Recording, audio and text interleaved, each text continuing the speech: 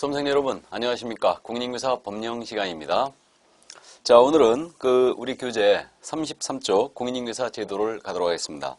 지난 시간에는 우리가 총칙에 대한 내용을 공부했죠. 그래서 총칙 중에서는 용어의 정의와 중개사물을 꼭 주의를 해주시고요. 자, 그럼 오늘 시험 제도에 대한 부분인데 이 부분은 이제 시험에서 공인중개사 시험 제도와 더불어 이제 본격적으로 시험을 묻지는 않는데요.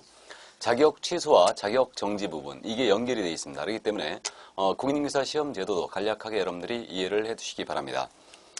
자, 그러면 공인중개사 제도 관련해서 시험 시행 기관이라고 나와 있거든요. 이건 시험의 주관처가 어디냐의 문제입니다. 그래서 가볍게 그냥 들으시기 바랍니다. 공인중개사 시험 제도인데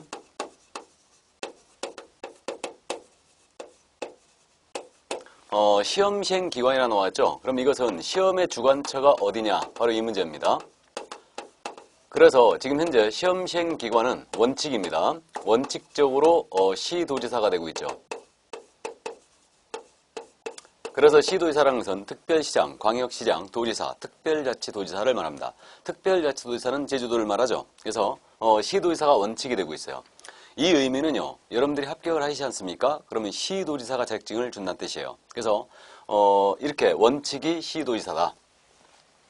그러면 이거 시도별로 시험이 진행되면 시험이 서로 수준이 안 맞을 수 있죠. 그러니까 이때는 국토교통부 장관입니다.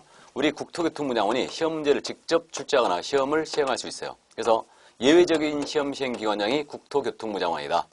국장입니다. 그래서 국토부 장관이 직접 시험을 시행하거나 시험 문제를 출제할 수 있습니다. 그럼 이때는 공인중개사 정책심의위원회가 있거든요. 그래서 요게 이제 요번에 신설됐는데 공인중개사 정책심의위원회 의결을 먼저 거치게 돼 있습니다. 그래서 국토부 장관이 직접 시험을 시행하고자 할 때는 이 공인중개사 정책심의위원회 의결을 먼저 거쳐야 한다. 이렇게 되고요. 근데 이들이 시험을 직접 시행하는 게 아니더라. 이것을 위탁 시행하고 있죠, 지금. 그래서 시험을 현재 위탁 시행하는 처가 산업인력공단이라는 거 우리가 알고 있거든요. 근데 우리는 이제 시험에 대비하니까요. 우리 법에 있는 내용대로 이해를 하고 있어야 됩니다. 그래서 시험의 위탁 시행체는 어디서 지금 할 수 있냐면 우리 공인중개사 협회라고 있어요. 협회에서 위탁 시행이 가능하고요. 그다음에 공공기관의 운영하는 법률에 따른 공기업 또는 준정부기관에서 위탁 시행이 가능하죠. 이렇게. 그래서 현재 실제로 여기 준정부기관에 해당하는 산업인력공단에서 시험을 위탁 시행을 하고 있는 겁니다. 여기 공기업이라고 되어 있잖아요. 이 공기업은 토지공사를 염두에 둔 겁니다. 그래서 우리 시험이 15회 추가 시험서부터 18회까지 토지공사에서 위탁 시행한 바가 있죠. 그래서 지금 현재는 산업인력공단에서 위탁 시행을 하고 있는 겁니다. 자, 그래서 이 정도 이해만 해 두시고요. 시험이 협회로 위탁되면 어려워지게요? 쉬워지게요? 어려워지겠죠? 대단히 어려워집니다. 그래서 기득권을 가진 분들이기 때문에 협회로 시험이 위탁되면 대단히 어려워질 거예요. 그 정도 이해해 주시고요. 자, 그러면 우리 기출지문 하나 풀어볼까요? 그 교재 33쪽에 공인중개사 자격시험은 국토교통부 장관이 시행하는 것이 원칙이나 예외적으로 시도지사가 시행할 수 있다. OX? X죠. 그래서 원칙이 시도지사고 예외적 시험 시행기관장이 국토교통부 장관입니다. 이때는 국장은 먼저 이제 시험을 시행하기 위해서는 공인중개사 정책심의위원회 의결을 먼저 받아야 된다고 했습니다. 자, 그럼 이해해 두시고요. 그럼 이번에 신설한 내용이죠. 공인중개사 정책심의위원회에 대한 내용을 보도록 하겠습니다. 공인중개사 정책심의위원회가 이번에 이제 신설됐는데 신설된 내용은 무조건 주의하는 겁니다. 그래서 공인중개사 정책심의위원회가 있어요. 그래서 이거는 그냥 줄여서 심의위원회라고 부르겠습니다. 공인중개사 정책심의위원회다. 그러면 그 33페이지에 양괄호 1번에 있는 내용이죠. 공인중개사의 업무에 관한 다음의 사항을 심의하기 위하여 국토교통부에 공인중개사 정책심의위원회를 둘 수 있다라고 되어 있죠. 둔다 X 되어 있죠. 무슨 뜻인지 아시죠? 그러니까 공인중개사 시험에는 둘 수 있다요. 그래서 임의기관이라는 뜻입니다. 둔다가 아니에요. 필수기관이 아니죠. 그래서 임의기관이라는 점, 둘 수 있다는 점 주의해 주시고요. 그럼 여기서 어떤 사항을 심의 의결하냐면요. 공인중개사 시험에 관한 사항은 당연히 여기서 결정하겠죠. 그게 1번이죠. 그 다음에 부동산 중개업의 육성에 관한 사항을 여기서 또 결정합니다. 그 다음에 중개보수의 변경에 관한 사항, 이것도 여기서 결정하고요. 손해배상 책임의 보장에 관한 사항을 여기서 결정을 합니다. 그래서 4가지 시험, 중개업의 육성, 중개보수, 그 다음에 손해배상 책임을 보장하기 위한 사항, 그래서 뭐 보증 설정이죠. 이러한 것들을 여기서 결정을 하게 됩니다. 그럼 구성은, 시험위원회 구성은 일단 위원회니까 위원장과 위원으로 구성이 될 거 아닙니까? 그래서 위원장과 위원으로 일단 구성이 되는데 이때 이 구성 권한 누구에게 있느냐 이 점을 일단 주의하는데 일단은 여기 위원장은 당연직으로서 국토교통부의 차관이 있거든요. 그래서 제1차관 국토교통부 제1차관이 당연직으로 위원장을 합니다. 국토교통부는 차관이 2명 있어요. 그래서 이제 다른 부서는 원래 이제 차관이 1명 있는데 2명 있는 부서들이 있거든요. 그래서 이 국토교통부는 차관이 2명 있는데 제1차관이 당연직으로서 공인유사정책심의위원회 위원장을 맡게 됩니다. 당연직이에요. 이거는. 자, 그 다음에 이제 그 위원은요. 위원은 국토교통부 장관이 위촉을 합니다. 국장이 임명하거나 위탁을 하게 되는데 이때 이 공인중개사 정책심의위원회 위원은 누가 될 수 있냐? 거의 가로 열고 써 있죠. 그래서 국토교통부 소속 공무원이라든가 또는 부교소 이상의 직에 있는 자, 그 다음에 또 변호사, 공인회계사, 협회에서 추천한 자, 다음 한국소비자원의 임직원 등에서 위촉을 합니다. 그래서 이렇게 이들 중에서 이제 국장이 이렇게 위원을 위촉하는데 위원수 제한이 있거든요. 위원수 제한은 일단 그 구성 부분에 그 7명 이상 11명 이내의 위원을 구성한다 이렇게 돼 있죠. 그래서 이 위원은 7명 이상 11명 이내로 구성을 하게 되어 있습니다. 7에서 11명 이렇게 되어 있고요. 이때 이거는 위원장 1인을 포함한 숫자입니다. 그래서 위원장 1인을 포함하여 7명에서 11명 이내의 위원으로 구성하고요. 그 다음에 여기 심의위원회에서요. 시험에 관한 사항을 어떤 사항을 정했잖아요. 그럼 시도의사는 이에 따라야 한다고 되어 있죠. 그게 양과로 3번에 있는 내용이에요. 그래서 공인정책심의위원회에서 어떤 사항을 정하면 시험에 관한 사항을 시도의사는 따라주게 되어 있습니다. 그런 규정이 있다는 거 이해해 주시고 그럼 이제 넘어가서요. 34페이지죠. 임기 등 그랬는데 이 임기는 일단 위원회 임기는 2년으로 합니다. 2년으로. 그래서 위원회 임기는 2년으로 한다. 그래서 2년으로 하게 돼 있고요. 그 다음에 요거 이때 위원이 그 심의사항에 관련이 돼 있어요. 그러면 관련이 되어 있으면 위원은 당연히 여기서 이제 벗어나야 됩니다. 그래서 이것을 제척이라고 그래요. 제척이라고 그러고 그 다음에 또 본인이 이러한 그 심의사항에 관련이 되어 있으면 회피를 하도록 되어 있습니다. 그래서 제척 회피. 그러니까 심의사항에 위원이 관련이 되어 있으면 당연히 거기서 같이 참여하여 결정에 참여하면 안 되겠죠. 그러니까 제척 회피를 해줘야 되고요. 그 다음에 여기에 이제 관련이 위원이 돼 있다. 그러면 회피도 신청할 수 있습니다. 그래서 기피도 신청할 수 있는데 제척 회피 이 정도 해야 된다는 거 참고를 해 두시고요. 그 다음 이제 운영에 대한 사항인데 과반수 위원이 이제 출석함으로써 개의를 합니다. 그 다음에 출석위원 과반수의 찬성으로 의결하게 되고요. 그 다음에 이제 회의를 하자면 소집을 통지하게 되어 있습니다. 그러니까 소집 통지가 숫자가 나와 있는데 이 공인중개사 심의위원회에 소집을 합니다. 그러면 소집을 하면 위원장이 물론 소집을 하죠. 소집을 할 때 며칠 전까지 통지하게 되어 있냐면 7일 전까지 원칙적으로 통지를 하게 되어 있어요. 7일 전이다. 그래서 심의위원회 소집 통지는 7일 전까지 이제 하게 되어 있다는 점 일단 이해를 해 두시고요. 그 다음에 이제 위원에게는 수당과 여비를 지급할 수 있는데 그 공무원인 위원한테는 당연히 이제 지급하지 않습니다. 이렇게 되고요. 그 다음에 이제 운영에 필요한 사항이에요. 심의위원회 운영에 필요한 사항은 이제 자율성을 존중하는 의미에서 위원장이 이 심의위원회 의결을 거쳐서 정할 수 있도록 해놨습니다. 그래서 그 정도 참고만 해두시기 바랍니다. 자, 그래서 심의위원회 이 정도를 일단 주의합니다. 이번에 신설한 내용이니까 여러분들이 다시 한번 꼭 봐주시고요. 자, 그러면 공인정책 심의위원회를 봤고요. 이제 응시 자격에 대한 부분을 봅니다. 이거 시험을 지금 현재 누가 볼 수 있느냐? 응시 자격에 대한 부분은 적극적인 규정을 둔 게 아니고요. 거꾸로 시험을 못 보는 자에 대한 규정을 두고 있죠. 그래서 응시 자격은 없는 자, 요거를 기억합니다. 그래서 2명이 시험을 못 본다. 2명. 누구냐면 공인중개사 자격을 취소당했어요. 자격을 취소한 자는 3년간 시험에 응시할 수 없습니다. 우리가 운전면허증을 갖고 있는데 운전면허 취소하면 몇 년 응시 못하나요? 운전면허 시험? 1년이죠. 근데 운전면허 정지기간에 운전하다가 면허 걸리게 돼갖고 이제 취소가 됐다. 그럼 이때는 2년을 못 봅니다. 근데 우리는 몇 년이에요? 3년을 시험을 본다. 그래서 자격 취소하면 3년은 시험은 못 봅니다. 그 다음에 이제 컨닝하다 걸렸대요. 이 자를 시험 부정행위자로 그러죠. 그럼 시험 부정행위로 이제 하다 걸렸습니다. 그럼 이 자는 무려 5년간 응시를 못해요. 5년간. 그래서 이 둘은 시험을 못 봅니다. 그럼 부정행위자에 대한 내용을 조금 더 이해를 하는데 이자의 시험은 당연히 무효 처리합니다. 무효 처리하고요. 그 다음에 이자는 동네방네 소문을 다 내죠. 즉 경기도에서 시험을 보다가 부정행위로 적발됐어요. 제주도 가서 시험 보면 안 되죠. 그러니까 부정행위자에 대해서는 시험 시행관장이 모두 통보를 하게 돼 있고요. 그럼 부정행위 처분을 받은 날부터 이자는 5년간 응시 자격이 정지됩니다. 5년이다. 이렇게. 자, 그래서 이 두 사람을 제외하고는 일단 시험을 다 못 봅니다. 그렇다면 두 사람을 제외하고 다 못 보니까 나머지 연령, 성별, 학력, 국적 다 따지지 않는다. 이거 그러면 외국인도 응시할 수 있다는 얘기죠. 미성년자 응시할 수 있죠. 미성년자는 한 19세 미만을 말하죠. 만 19세 미만. 미성년자도 응시할 수 있어요. 그 다음에 전과 사실이 있습니다. 응시할 수 있죠. 다. 그래서 외국인, 미성년자, 전과 사실이 있다. 모두 응시할 수 있습니다. 또 감옥 갔다 온 자도 시험 볼 수 있습니다. 그래서 나머지 자들은 다 볼 수 있다. 그렇게 이해를 합니다. 자, 그럼 이제 X파일 스피드 체크 한번 볼까요? 기출지문 20회 때 나왔던 질문인데요. 시험 부정행위자는 5년 동안 공인인증서 자격 시험에 응시할 수 없고 중개업의 고용인으로서 종사할 수도 없다. 아주 어려운 질문이 나왔는데요.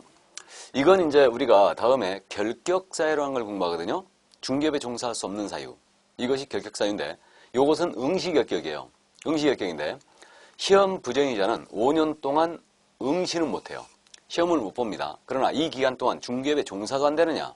종사할 수는 있어요. 그래서 중개보존으로 근무할 수는 있습니다. 이자는. 이건 여러분들이 이제 결격사유를 들으시면요. 그냥 이해를 하시는데 그래서 한번 그냥 이해만 해두세요. 부정행위자는 5년간 시험을 못 보는데 중개업에 종사할 수는 있다. 근데 공인인증서 자격 취소한 자 있죠? 이자는 3년 동안 시험도 못 보고요. 중개업에 종사도 못 합니다.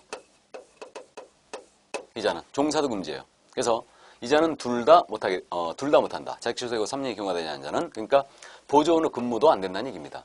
자, 그러면 이 지문 맞았나요? 틀렸나요? 틀렸죠? 중개보조원으로서 중개업에 종사할 수는 있습니다. 부정행위자는. 근데 자격 취소하고 3년이 경과되지 않는 자는 종사도 안 됩니다. 그래서 그 점 이해를 일단 해두시고요. 자, 그럼 시험 시기 및 방법입니다. 그냥 구두로 정리하죠, 이거는. 그래서 가볍게 이해하시는데 시험은 매년 1회 이상 시행함이 원칙입니다. 다만 1회 이상 시행하는데 당해년도 시험을 치르지 않는다. 즉 부득이한 사유가 있어가지고 치르지 않는다면 시험위원회, 그 심의위원회죠.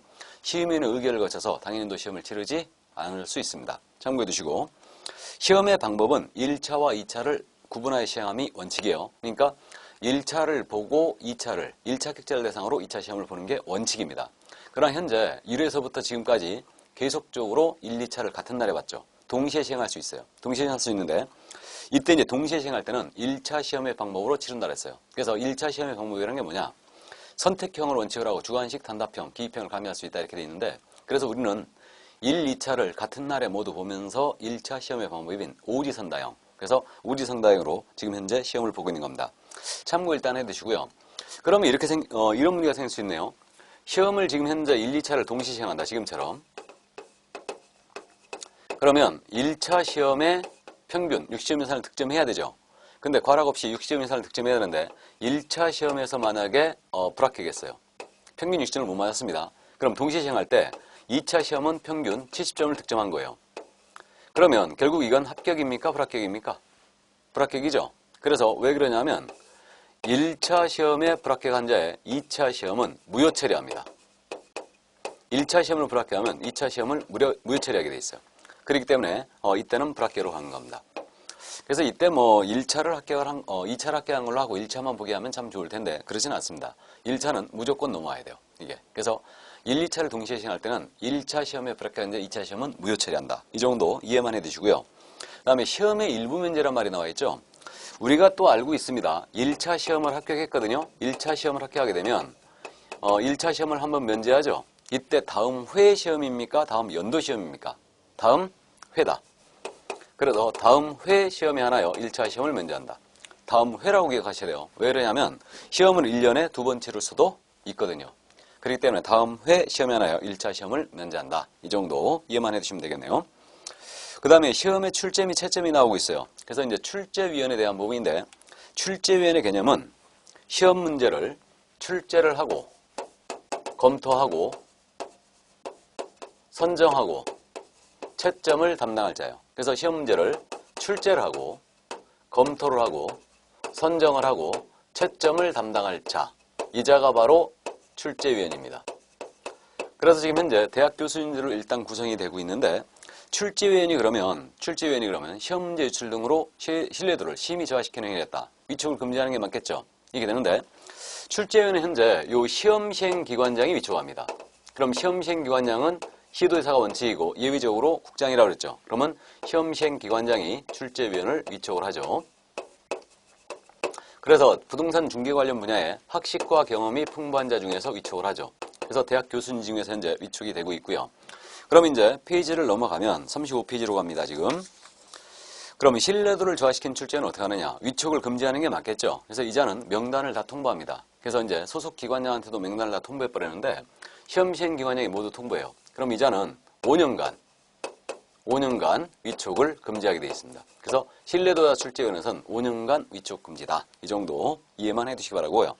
이 출제위원회에서는 수당과 여비를 물론 지급을 합니다. 이 정도. 그 다음에 이제 시험에 실시가 나오고 있죠. 그럼 시험 실시하기 위해서는 공고를 먼저 해야 되죠. 그래서 이 시험 시행 공고는 일단 2번이 나옵니다. 그래서 계략상 공고가 한 번 있어요.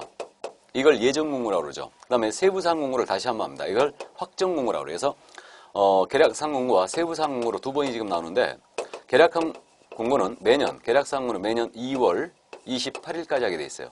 이때는 시험의 일시와 방법에 대한 사항을 공고해 주죠. 그래서 우리는 26회 시험 이미 알고 있죠. 그래서 26회 시험은 10월 24일 날 토요일 날 치르는 걸로 지금 돼 있고요. 그 다음에 그 시험은 1, 2차를 동시에 시행한 걸로 그 방법이 이미 이제 예고가 돼 있습니다. 그 다음에 이제 이 확정 공고에 대한 부분인데 이때는 이제 세부적인 사항을 전부 다 공고를 해줍니다. 그래서 이때는 시험의 일시, 방법, 시험 장소, 그 다음에 응시 수료 이런 사항들을 모두 공고하는데요. 세부사항 공고를 언제까지 하느냐 이걸 주의하셔야 됩니다. 그래서 세부사항 공고는 90일 전, 시험 보기 90일 전까지 공고한다. 90일 기억해야 되죠? 90일. 자, 그래서 90일 전까지 나가는데 요즘 통상 관례로 봤을 때요. 요즘 시험 세부사항 공고는 7월 중순쯤에 나옵니다. 그래서 7월 중순쯤에 세부사항 공고가 나오면요. 이때까지 시행되는 법으로 우리는 시험을 보게 돼요. 이때까지 시행되는 법으로 시험을 봅니다. 세부 공고 나올 때까지. 그래서 그 정도 참고해 두시고요. 공고는 관보 및 일간신문에 하죠. 관보 및 일간신문. 관보라는 것은 행정기관에서 일반 국민에게 어떤 사항을 알리기 위해서 쓰는 잡지 같은 거죠. 그래서 관보 및 일간신문에 둘 다 나가야 된다. 여기다 이제 공고를 일단 해주게 돼 있습니다. 그 다음에 이제 뭐 특이한 경우로 이제 선발 예정이라든가 최소 선발 비율 이런 거 이제 공고할 수 있는데 이건 참고사항으로 그냥 하시기 바랍니다.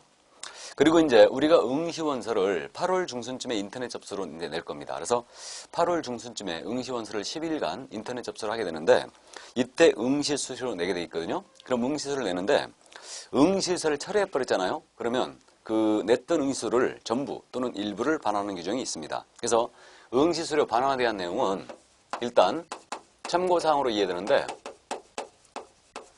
그 1, 2차 동시 응시생은 작년 같은 경우에 이제 28,000원이었습니다. 1차만 응시하시면 13,700원, 2차만 응시하시면 14,300원이었는데 이거 반환 규정이 있다는 거예요. 그럼 반환 규정이 어떻게 되어 있냐면 일단 응시원서 접수기간이 이렇게 정해지잖아요. 그럼 접수를 하면서 응시수를 냈어요. 냈는데 만약에 내가 시험을 10월 24일 날 못 보게 됐다. 그러면 접수를 취소해버리잖아요. 그럼 이때는 전액을 다 돌려줘요. 접수기간 내 접수 취소하면. 그럼 접수기간 마감됐죠. 마감되고 다음 날서부터 일주일, 7일 내 접수를 취소하면 이때는 60%는 돌려줍니다. 그리고 그 다음 날서부터 시험 보기 10일 전이에요. 시험 보기 10일 전까지 만약에 접수를 취소했잖아요. 그럼 50%는 돌려줍니다. 만약에 잘못 납부했다. 과오납한 부분은 다 돌려주고요. 시험 시행 기관의 귀책 등으로 내가 응시를 못 해버렸다. 장소 공고 잘못하는 바람에 응시를 못 해버리면 이때는 물론 전액을 돌려줍니다. 물론 이때는 손해배상 청구도 할 수 있겠죠. 그렇게 됩니다. 내 1년 돌려도 그래야 되죠. 자, 그래서 반환 규정이 이렇게 있는데 참고로 만에 하나 이게 시험이 나오면요. 수험표를 꼭 보세요. 수험표에 이 내용 써 있습니다. 이거 그래서 별도로 암기할 필요는 없어요. 그래서 10일 전까지 접수를 취소했을 때는 50%는 돌려받는다라. 그러면 시험장에 안 갔거든요. 돌려줘요, 안 돌려줘요? 안 돌려주죠? 그래서 그때는 이제 반환하지 않습니다. 그 정도 이해만 해두시고요. 자, 그러면 자격증 교부인데 이제 자격증 교부는 누가 한다고요? 원칙적 시험 시행기관이 시도지사죠. 그러니까 자격증 교부는 시도지사가 해야 돼요. 정확하게 내 주민등록지 관할 시도지사가 자격증을 교부를 하게 됩니다. 그럼 합격자 결정공고가 나오는데 그때로부터 언제까지 줘야 되느냐? 1월이에요. 1월. 그래서 이제 여러분들이 그 10월 24일 날 시험을 이제 보시지 않습니까? 그러면 이제 합격자 결정공고가 이번에 이제 11월 25일 정도에 나오는데 그러면 11월 25일 날 공고가 됐잖아요. 합격자 결정공고가 되면 이때로부터 1월 내에 자격증을 주게 돼 있어요. 1월 내에. 그래서 여러분들은 이제 도지사한테 가서 받으시면 됩니다. 서울은 서울특별시장에게 받으시면 되죠. 이렇게. 자, 그래서 이제 그 정도 이해하시고요. 자격증 교부할 때는요, 자격증 교부대장에 이걸 기재하고 교부를 하게 돼 있습니다. 그래서 자격증 교부대장은 특별히 불가능한 사유가 없다면 이건 전자적 처리가 가능한 방법으로 관리하라 이랬어요. 이거는 온라인화 시키라는 얘기입니다. 그래서 전자관리하라는 얘기죠. 이거. 그래서 그렇게 하도록 돼 있고요. 그 다음에 자격증을 분실했습니다. 그러면 재교부 신청할 수 있죠. 이때는 물론 수수료를 납부하고 재교부 신청할 수 있습니다. 이렇게 되고요. 자, 그러면 이제 자격증 교부까지 봤고요. 자격증 대여 등의 금지가 나옵니다. 우린 전문 자격증이니까 당연히 대여 안 되겠죠. 양도하는 것도 안 됩니다. 그래서 권리를 넘기면 양도라고 그러고요. 빌려주는 걸 대여라고 그러는데 처가 자격을 취득하여 남편한테 사무소를 줬어요. 되나요? 안 되죠. 우린 전문 자격증 때문에 이렇게 가족끼리도 안 되는 겁니다. 그래서 양도, 대여 모두 금지. 이렇게 되는데 대여와 비슷한 행위가 더 있어요. 공인중개사가 말해요. 다른 사람에게 자기의 성명을 사용하여 중개 업무를 하도록 해주는 거예요. 이것도 당연히 금지입니다. 이건 대여와 똑같죠. 예를 들어서 A 공인중개사가 있는데 B라는 자로 하여금 자기의 성명을 사용해서 업무를 하도록 해주는 겁니다. 이거 대여와 비슷하죠? 그러니까 안 되는 겁니다. 자, 그럼 그 정도 이해를 일단 해두시고요. 그럼 양도대에 걸렸을 때 제재를 기억해야 돼요. 제재. 그래서 제재가 어떻게 되느냐. 양도대에 걸리면 자격을 취소합니다. 그래서 자격을 취소하고 그와 동시에 자격을 취소하게 되고요. 그와 동시에 고발 들어가요. 1년 이하의 징역 또는 1,000만 원 이하의 벌금에 처합니다. 우리는 앞으로 이제 제재가 상당히 중요하거든요. 그러니까 제재가 나오면 되도록이면 기억을 해주시기 바랍니다. 그래서 양도되어 받는 자, 받은 자도 물론 1년에 1,000입니다. 이렇게 되고요. 그래서 이걸 여러분들이 뭐 1-1, 1대1 뭐 이렇게도 기억하시는데 어쨌든 1년에 1,000, 1-1이고요. 자격을 취소합니다. 그럼 이 자격 취소권은 누구한테 있냐면요. 나중에 이제 후일 공부하는데 자격증을 교부한 시도자 있죠? 이자에게만 자격 취소 권한이 있어요. 교부한 자에게만. 이거. 그래서 이 점 일단 이해를 해두시고요. 그러니까 내가 경기도지사로부터 자격증을 받았다. 그러면 나중에 서울시 가서 중개업을 해도 되거든요. 근데 나에 대한 자격 취소 권한, 자격 정지 권한은 오직 교부한 시도지사에게만 있어요. 그래서 자격증 양도대가 걸리면 자격을 취소하게 되는데 그 취소권은 교부한 시도지사에게 있습니다. 이거. 그 점을 이해해 두시고요. 자, 그럼 넘어갈까요? 넘어가서 공인중개사 사칭금지가 나오고 있네요. 우리가 공무원 사칭하면 안 되듯이 공인중개사 자격 사칭하는 거 금지되어 있습니다. 그러면 이거 제재를 위주로 또 기억을 해주시는데 공인중개사가 아닌 자예요. 공인중개사가 아닌 자는 공인중개사 또는 이와 유사 명칭을 어느 곳에도 사용하는 게 다 금지입니다. 간판, 출판물, 명함 어느 곳에도 써서는 안 돼요. 이거. 그래서 이게 바로 사칭금지예요. 이게. 만약에 그러면 공인중개사가 아닌 자가 공인사 명칭을 사용했다. 그럼 이것을 명칭사칭이라고 해요. 명칭사칭을 하는데 이 자격사칭이라는데 이 자격사칭을 한 자에 대해서는 처벌이 1년 이하의 징역 또는 1,000만 원 이하의 벌금에 처합니다. 1년짜리 징역사유 지금 2개 나왔죠? 양도돼요. 1년. 다음에 사칭도 1년입니다. 그래서 이 점 이해를 또 해두시고요. 그러면 공인중개사인데 이분이 중기업에 종사하고 있지 않습니다. 겨우겨우 자격을 땄어요. 땄습니다.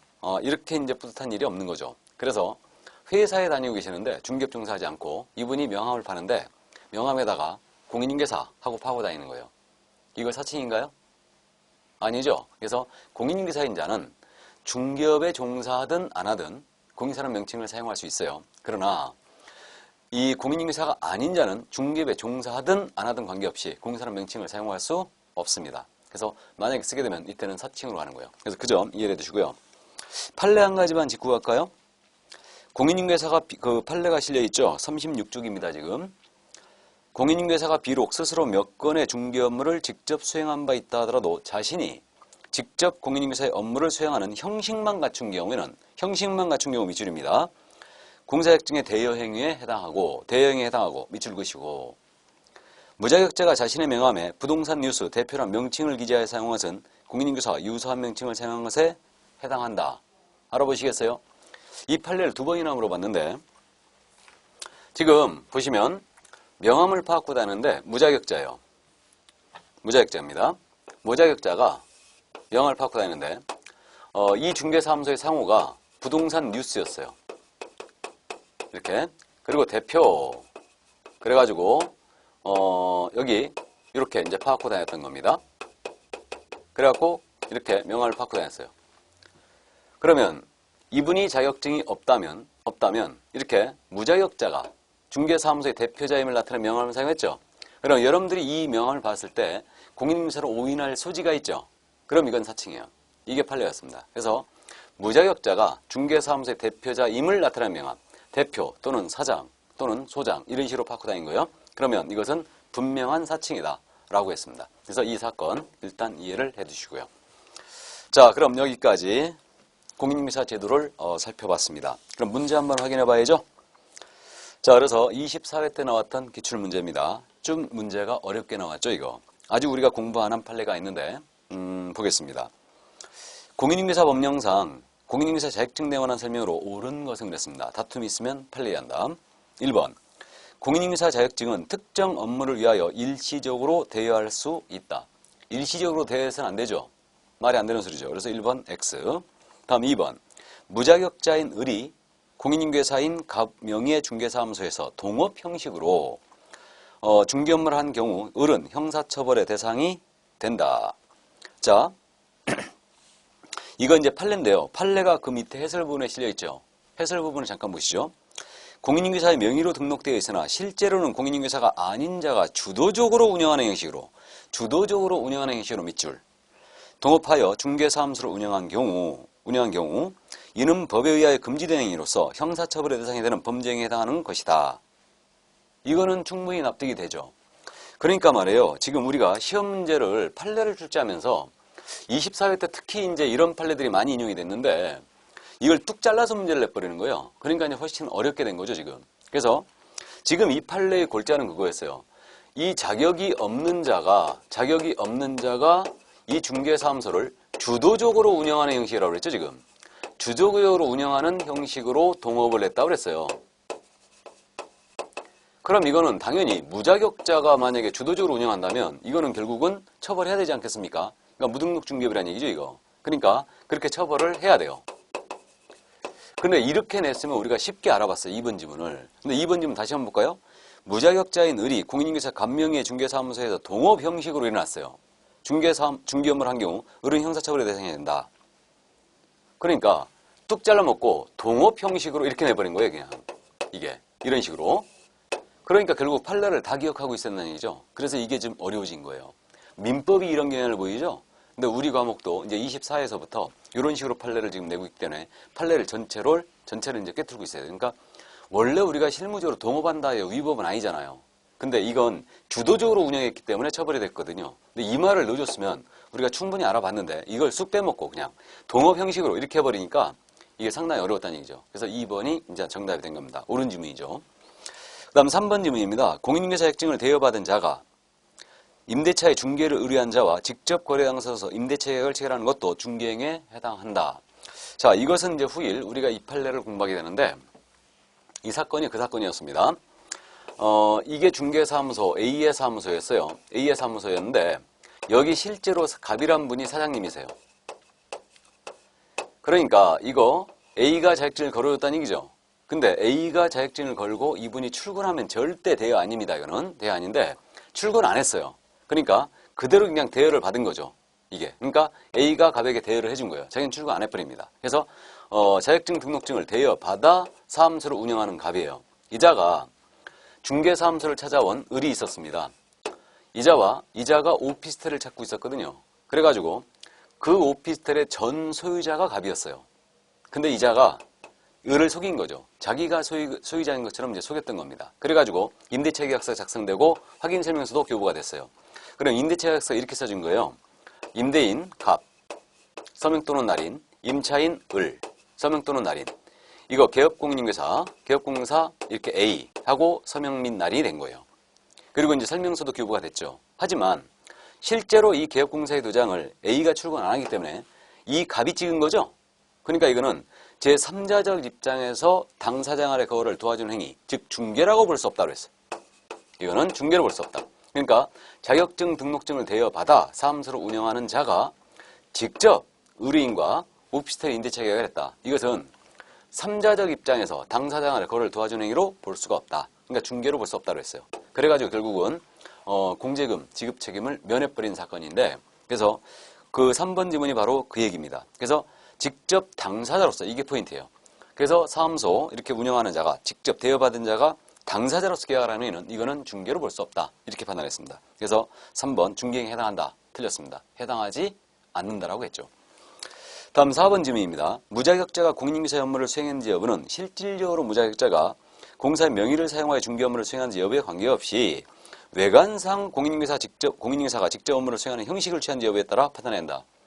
이거는 잘못됐다는 거 느껴지죠? 그래서 무자격자가 공인중개사의 명의를 사용하여 업무를 했는지 여부는 실질로 따져야지 외관상 형식으로 따지는 게 아니란 얘기입니다. 이게 당연한 얘기죠. 그래서 판례와 반대되는 내용이었어요. 실질로 따진다. 공인중개사 업무를 직접 했는지 안 했는지. 그래서 4번 역시 틀린 지문이고요. 5번 지문입니다. 무자격자가 자신의 명함에 중개사무소 명칭을 부동산 뉴스 그 직함에 대표라고 기재하여 사용하였더라도 이를 공인중개사 유사한 명칭을 사용한 것이라 볼 수 없다. 볼 수 있다라고 했죠. 그러니까 무자격자가 중개사무소의 대표자임을 나타내는 명칭을 썼다. 그럼 이것은 분명한 사칭이라는 게 우리 대법원의 태도였습니다. 여기까지. 그래서 24회 때 이 문제요. 이 판례를 쭉 섞어서 지금 물어봤는데 상당히 문제가 어려웠습니다. 그래서 24회 문제가 결국은 이제 결과적으로 좀 그래서 어려웠던 이제 시험이 됐던 겁니다. 자, 그럼 이 정도 이해를 하시고요. 그래서 공인중개사 시험 제도는 여기까지 하도록 합니다. 이거. 자, 그럼 이제 중개사무소의 개설 등록인데요. 이거는 다음 시간에 하도록 하겠습니다. 건강 유의하시고요. 그럼 다음 시간에 뵙도록 하겠습니다. 수고하셨습니다.